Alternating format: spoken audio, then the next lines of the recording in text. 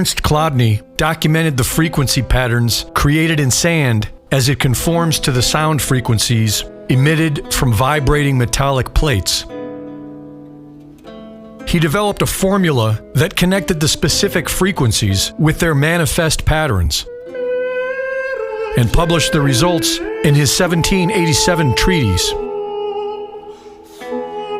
His work became an essential tool for violin and other musical instrument makers, and after publishing his 1802 book, Die Akustik, Chladni earned the title Father of Acoustics, and his work became known as Cymatics, an incredible study that was hardly known of until the 1990s, when it began to spread on the internet and be demonstrated in videos.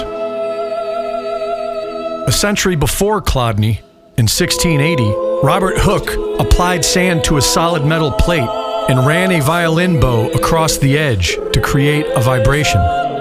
Depending on the frequency he played, specific patterns would form in the sand. A century before that, Galileo observed the same thing with small particles on a musical sounding board. A century before that, Leonardo da Vinci noted that distinct patterns would form within particles when subjected to vibration.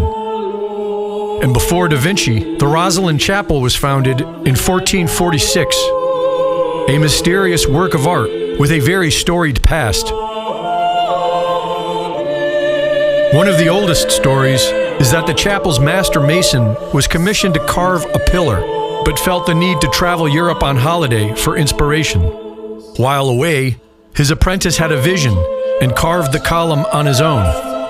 When the master mason returned, he found the completed pillar to be a masterpiece, which triggered him into a violent fit of jealous rage. He struck the apprentice on his head, crushed his skull, and killed him. There is a popular myth that a small group of the Knights Templar fled persecution in the 14th century and hid the Ark of the Covenant, also known as the Holy Grail, beneath the Rosslyn Chapel. We are told to believe that America was discovered in 1492, but within the chapel's window arches, there are carvings of maize and aloe vera. These plants were native to the Americas and would have been unknown to Europe.